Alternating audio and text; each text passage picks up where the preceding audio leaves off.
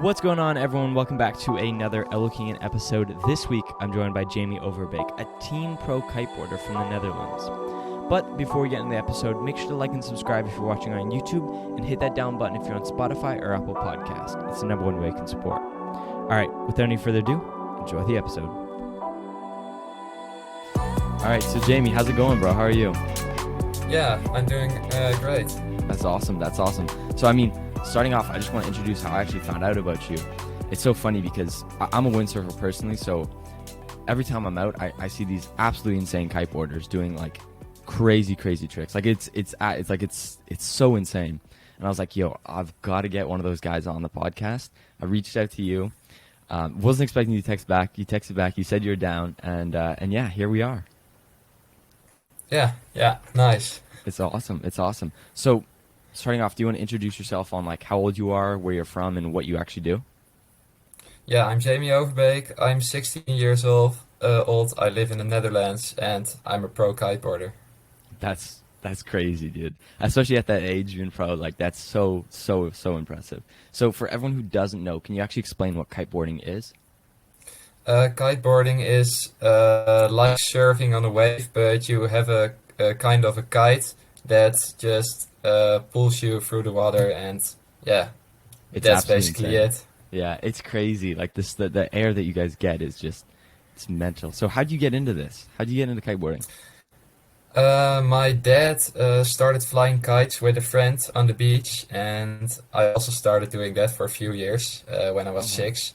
And then my dad booked a kitesurf lesson with me together, and I tried it for the first time, and I just surfed away. So that's pretty awesome. Yeah, there's where it all started. That's pretty sick. So at what age did you actually start? Was it 6?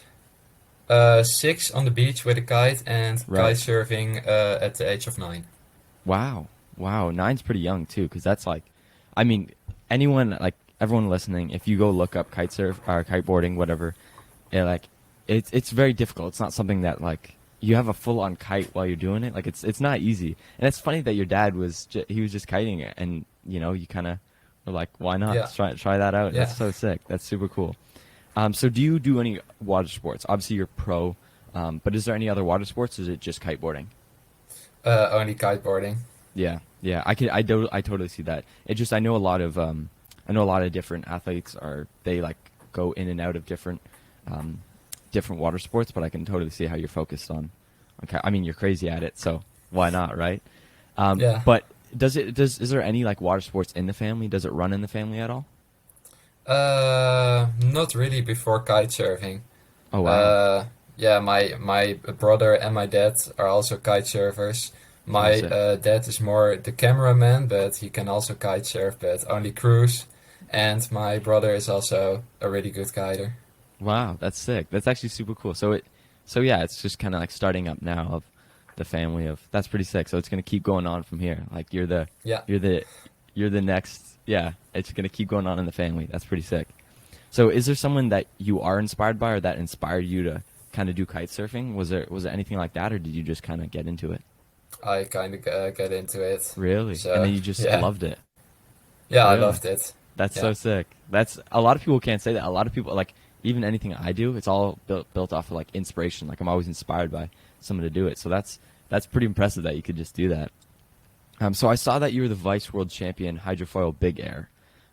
So like in these competitions and stuff like that, what do they look like? Yeah, they're pretty hectic because they're world championships. Right. But there are a lot of people on the beach cheering you and just watching, and yeah, it's pretty sick. Mm-hmm. Yeah, no, it definitely looks like it and sounds like it. Yeah. Yeah, it's crazy. So going into like an event like this, obviously it's pretty big and it's very, very important. What's your mentality? Like, what's your mentality going to one of these? Yeah, just trying to win and not having that much stress to perform the best. Yeah, because like definitely, I know a lot of people who can just like fumble completely under the stress. So it's like, I totally see that. It's definitely not easy going into an event like that. It's pretty crazy. Yeah, but So- luckily I can handle it pretty well. So That's good. That's good. That's so important. It's so important to be Yeah. able to do that. Do you have a warm up routine before you go out? No, not really. Really? Not So you're really. just like you're a natural, get on that board with the kite Yeah. and then just go out. Really? Yeah. Yeah. That's crazy. Exactly.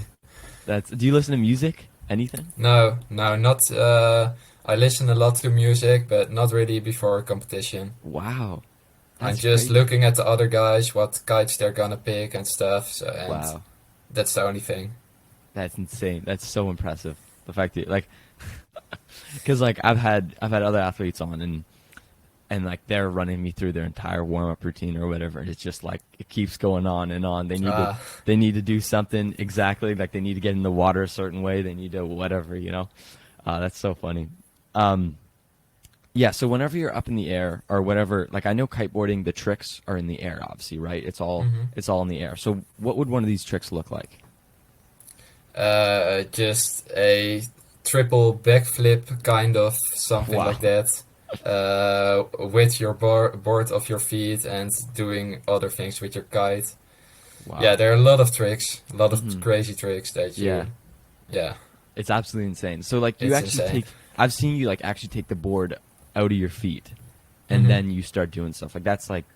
That's insane. Do you ever like find yourself getting like kind of like don't know where you are and when you're going to hit the water? Yeah, for sure. But then it's just the technique and luck if you land good, and otherwise you're gonna crash pretty hard. Yeah, and those wipeouts are they bad or is They it not can too be pretty bad. Have you had Mostly your ribs hurt after that. mm, yeah. Have you had any bad ones? Yeah, I had a few with my knee when I smashed into a wave, Oh wow. and I couldn't walk for about a week. And with my hands, I don't know what you call these in Oh yeah, yeah. English. It's like I think that's your forearm. I'm pretty sure that's it. Yeah, forearm. Yeah, forearm. Yeah. I broke them both at Wow. once. So you just like came in, like did you just like lose where you were and then you hit the water? Had No, my kite just uh, the loop got out of my hook for my harness, oh and no then I way. couldn't hold my kite and just landed with my hands on the ground. I caught myself, Oh wow. So you and were then I complete you there's nothing you could have done there. Like you no were just kind nothing. of It wow. was just bad luck. That's crazy. And those kites are expensive too. That's what I found. Like Yeah, I yeah. mean, I have got a few that are over 3K. wow. That's insane. Water Yeah, sports are just so expensive in general. yeah. Anything in water sports is just crazy expensive. Hmm. Wow, that's insane. So do you have a lot of like kites and boards just lying around since you're basically a pro, Yeah, right? So it's like yeah. A lot of you them, and definitely more of one because when a kite breaks or something, you can pick another one. So hmm, I have a lot laying around in my right. house. Do they break often? Is it like a common thing for No, not really. Only if you make a bad crash or crash your kite in a tree or I don't know what happens. yeah, Yeah, something you crazy, need a yeah. backup kite then. Yeah. I can totally see that being important. Yeah, it's insane. Like I still can't comprehend it. Like even when I'm out there and I'm windsurfing and I see these guys on foils and they're kiteboarding, I'm like, how do you do that? Because like once the kite hits the water, isn't it like you need to like swim back in, or can you get it back up from out in the You water? can mostly get it back up, or Mm. you crashed it really bad and the lines are just around the kite and everything, and then you can rescue yourself. And when you can't do that because of the wind is too strong, someone has to rescue you. Wow, that's like, So you a, can end up really bad. yeah, no, seriously, because like I'm like the line is so long too. That's the thing, right? Hmm. Like on a windsurfer, I've only got the sail right there, but Yeah. on a kiteboard, it's like your line is so long, so it's so much more to like think about and be able to handle than anything else. It's so like I can't even stress how like hard that would like. I mean, I've never done it. I'm hoping either next week or quite soon I'm going to be able to go out because I've got a couple people, but. Yeah, I'm excited to do that, but it's like, oh, Man, it's crazy. It's absolutely insane. So I saw that you have a bunch of sponsorships. Can you just talk about them and how you actually got them? Yeah, I have a sponsorship for my kites. I've been riding for them since 2.5 years or something. They're Wow. called Ozone Kites. Um, and even before Ozone Kites, I was at a other brand called Fly Server for 3 years or even a little more. And Mm. that's where it all started at that brand. Wow. So that was So, the start of you. That was the start of building up where you are yeah, today. and I have a other sponsor called Levitas for the hydrofoils. Oh wow. So, and I That's even got a few other ones for financial, mhm, uh, yeah, that mhm. stuff. Yeah. No, no, that's super cool. So did these brands reach out to you? Yeah, they did reach out to me. Wow. That's very impressive. I mean, hey, that means Yeah. you're doing something right. So it's like, wow, that's crazy. Especially having those sponsorships that like that helps so much, man. Like it's hmm like, especially in such an expensive sport. Yeah, that's huge. So Yeah, I've go it ahead. isn't possible to have that much guides and go that much to other countries without sponsors. Yeah, yeah, It's I way too bet. expensive. Yeah, that's what I was thinking. It's got to be insane. So you obviously you're hmm traveling a lot for these events all over the world, right? Yeah, recently I started traveling more because I finished my school, and now I have way more time Yeah. to kite and stuff, and yeah, Yeah, so just what focusing on kiteboarding right now. that's nice. That's I mean, hey, that's all you got to do.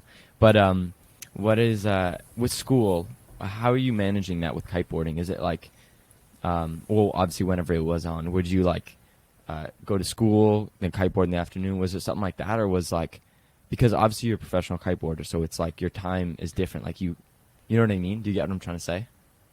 Yeah, when it was really windy on some days, I could my dad and mom could just talk to the school. It's windy, can you Mm, go? And that was alright. So when it's yeah. windy, I could go kiting instead of going to school. I see that. I mean, it makes sense, right? Like Yeah. this is your career, right? So it's like, but you're still doing school, right? You're still in it. No, I'm not starting any new school again at the moment. I'm Nice. just fully going to focus on kiteboarding Hmm. right now. So And I totally see that. Like such a smart call from where you are right now. That's absolutely amazing, man. I mean, that's great. So obviously with all this traveling, obviously school definitely capped you on it. But like, where are some of the places that you would travel to? South Africa, Spain, Denmark, and France. Wow. Wow. That's amazing, bro. Those places are absolutely beautiful. I've never been to Europe, so I'm stuck in Canada right now, but I'm gonna be going to Europe soon, so I'm super excited. And in do you go to like Cape Town? Because I've heard of Cape Town. Yeah, Yeah, Cape Cape Town. Town's Cape yeah. Town is the best for kiteboarding. Is it? It's the It's best. heaven. It's heaven Wow. over there. Wow. So that's your favorite place to kiteboard? Yeah, Cape definitely. Town. Wow. Yeah, because I know there's everything there. You can surf there, you can windsurf there, you can kiteboard. Yeah, it's like. Have you ever heard of Bonaire? Yeah, I've heard of it, but Bonaire is also good for kiteboarding, but the Hmm. wind is a little light over there, so for Yeah. the real pros, what I want to do, it's mostly not enough over there. So what's the wind that you want? Like, like how is it like crazy wind? Like in numbers wise, like what's the wind you're looking at? Uh, 7 Beaufort or more, Oh I wow, think. wow, yeah, That's the best. that's a lot too. That's like Yeah. you're talking that's real speed. And how fast do you guys go up to the? Are you guys going like 40 miles per hour on these things?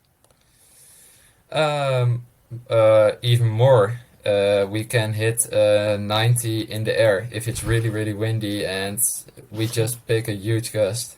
Right, that's insane. It's unbelievable that you can even get up to those speeds. Like Yeah. it's absolutely insane. Um, so looking for the future, what are your goals for the future? You know, like what are your goals for kiteboarding in the future? You know, what do you want to take out of this? Uh, yeah, just be the best kiteboarding, in the world, and just I want to how do I say that? Um, Not going to school or do any other work and just only Focus kite on it. and Yeah. do that for a couple years or Yeah. 10 years, 20 years. We'll see. Yeah, no, that's awesome, man. That's hey, well, you're doing it right now, so like stick at it. It's amazing. And I always end off all my episodes asking this one question, and it's what's your best piece of advice for anyone getting into kiteboarding? You know, what would be your one piece of advice? Just keep training and training, and if it isn't going right, just train even more, and you will get at the level you want. That's awesome, man. Hey, Yeah, that's it. You got to put in the work to get the results. I mean, it's yeah, what's happened for you, right? You've put in the work, and look where you are now. So it's quite impressive. Well, yeah, thank you so much for coming on, Jamie. It's been a pleasure, man. yeah. No problem. Yeah.